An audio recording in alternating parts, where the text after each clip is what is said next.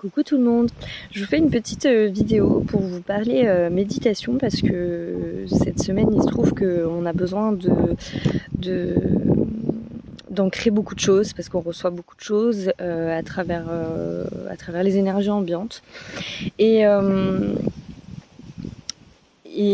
j'en parle dans la guidance de la semaine. Il y a une importance très forte du silence et par voie de conséquence de la méditation, même si ces deux choses peuvent être totalement séparées. La méditation, elle a un rôle important parce que elle va vraiment nous permettre de prendre du recul et de nous écouter en profondeur.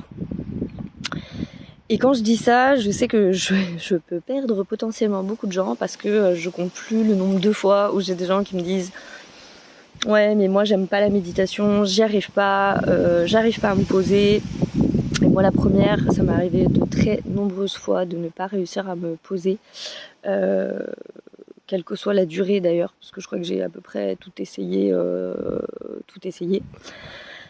Et il y a des périodes qui sont plus faciles que d'autres. Donc déjà, il y a plusieurs façons de méditer.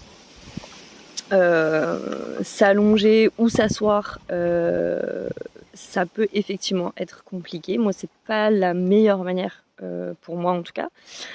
Et c'est pour ça que j'aime beaucoup la méditation pleine conscience, que je fais beaucoup en marchant.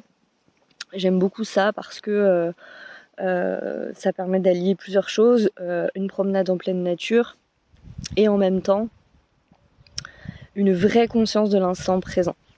Donc voilà, déjà pour commencer, ça c'est important pour moi à spécifier parce que trop souvent les gens ont l'image de la méditation et pourtant c'est déconstruit partout, hein. Vous trouvez 150 000 comptes où la méditation elle est déconstruite partout, mais on trouve encore beaucoup de gens qui ont très peur de ça, de cette logique-là et du fait de devoir rester assis à ne rien faire et à regarder ses pensées finalement défiler sans être dans l'action. Donc déjà, la méditation pleine conscience en marchant fonctionne très bien. Elle peut être faite en faisant plein d'autres choses aussi. Donc déjà voilà, et puis après je me faisais une réflexion moi-même dans ma propre méditation là tout à l'heure, c'est celle de me dire que on dit beaucoup en ce moment qu'il faut pas être dans le il faut justement, et il faudrait être dans moins possible dans l'effort et faire des choix de cœur tout le temps, être dans le cœur.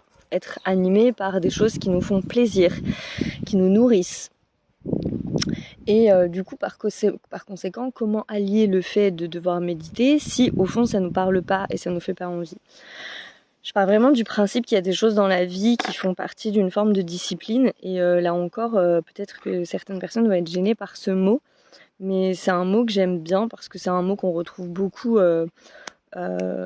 Alors beaucoup dans le coaching, mais aussi beaucoup dans tout ce qui a trait à la réussite en général, de manière générale. Et ça reste un principe quand même, pour l'avoir expérimenté, qui reste assez vrai. Et pourtant ce mot il peut être ennuyant. Quand on entend discipline, on n'a pas forcément envie de s'enjailler, parce que ça sous-entend la notion d'effort. Et en fait, je sais pas si ça sous-entend la notion véritablement d'effort plus que de rigueur. C'est-à-dire de garder un objectif bien précis en tête et de savoir pourquoi on le fait. Si je devais transposer par exemple avec des problèmes de poids. Si j'ai des problèmes de poids, de surpoids en l'occurrence, parce que voilà, ça va être à multiples facteurs, soyons très clairs. Mais c'est comme pour tout dans la vie.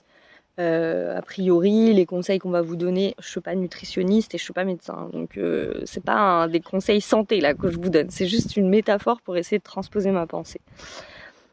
A priori, si vous avez des problèmes de poids, on va vous dire de faire attention à votre alimentation et de faire du sport. C'est les deux conseils qu'on va vous donner. Et qu'est-ce qui fait que finalement on va pas le faire? C'est ça la vraie question. Ce qui fait qu'on va pas le faire, c'est que ça va nous demander un effort, particulièrement si on n'a pas en conscience que c'est bon pour notre santé. Et c'est même plus que de l'avoir en conscience, c'est-à-dire c'est de sentir que en faisant cette action, je vais nourrir mon corps de plaisir et je vais lui faire du bien. Et parce que je vais lui faire du bien, je vais me faire du bien aussi. C'est ce mouvement-là qui est important. Pas le fait qu'on nous le dise ou qu'on le sache, parce qu'on peut très bien le savoir et pour autant ne pas le mettre en œuvre en fait. Et bien la méditation, là, je fais exactement la même logique pour moi. En tout cas, ça va être vraiment quelque chose. Je veux dire, les études scientifiques qui démontrent les bienfaits pour la santé de la méditation, on les compte plus maintenant. Tout le monde le sait et de nombreuses écoles l'ont même inscrite au programme. C'est dire à quel point c'est important. Et pour autant, on le fait pas forcément dans notre quotidien. Alors même qu'on a démontré qu'une méditation quotidienne améliorait non seulement la santé, mais les capacités de mémoire et tout un tas de choses. Et c'est là-dessus en fait que je voulais vous amener à réfléchir et à vous dire que peut-être ça vaut la peine de prendre juste un temps, parce que malgré tout quand on médite, c'est un temps qu'on prend pour nous, un temps où on se donne de l'amour parce que on prend ce temps justement. Et c'est marrant comment l'être humain est fait et comment on a du mal à acter parfois dans nos vies des petites choses qui nous font pourtant du bien. Et et on est tous pareils, hein, je veux dire moi la première. Donc voilà. Mais à quel point c'est bénéfique et à quel point c'est important cette semaine. Alors si vous êtes concerné par un problème avec la méditation parce que c'est quelque chose qui vous convient pas, etc., je vous inviterai quand même à essayer. Et je vous dis ça parce que les énergies en ce moment elles sont propices à ça. C'est le vent du changement. Je fais attention de ne pas m'envoler. Les énergies sont propices à ça, à installer de bonnes habitudes de vie pour pouvoir se donner les moyens de réussir ses objectifs. Là, je prends la méditation comme exemple, mais en vrai, ce que je suis en train de dire là, c'est valable pour à peu près n'importe quoi dans ce qui vous concerne en ce moment dans vos vies.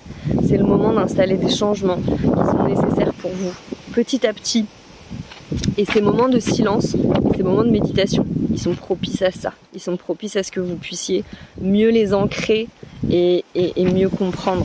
Et c'est pas forcément des choses qui sont très évidentes à mettre. On est nombreux à ne pas être à l'aise avec le silence, nombreux à avoir du mal à se taire vraiment pleinement juste 1 heure, en contrôlant ses pensées, en n'étant pas dans le jugement, en essayant de laisser défiler ses pensées sans justement essayer de les contrôler. Mais j'ai fait un lapsus. C'est des choses qui peuvent paraître simples, qui le sont dans les faits, mais qui sont pas forcément faciles à mettre en œuvre. Voilà. Et c'est des choses qui sont pourtant quasi vitales en ce moment, vraiment. Déjà parce que ça permet de mieux vivre les énergies. Encore une fois, pour les plus sensibles d'entre nous, les vagues, elles sont pas forcément simples à gérer. Et voilà, donc cette vidéo va pas parler à tout le monde, parce qu'il y a des gens qui ont la méditation très ancrée dans leur pratique quotidienne, et bah voilà, pour eux il n'y a pas de souci, c'est très bien continuer. Là je m'adresse vraiment à ceux pour qui c'est difficile de se poser, et c'est difficile de se poser même 20-30 minutes. Et si vous avez du mal à le faire autant, faites-le, commencez par 5-10, mais voilà, donc ne pas être dans le il faut, mais avoir conscience que ancrer des bonnes habitudes de vie dans notre quotidien, c'est aussi le meilleur moyen d'atteindre nos objectifs et le meilleur moyen de pouvoir s'écouter en profondeur. Voilà. J'espère que cette vidéo aura ouvert un petit peu l'esprit sur la méditation et pour ceux avec qui c'est un problème. Et puis je vous souhaite une très belle journée et je vous dis à plus tard.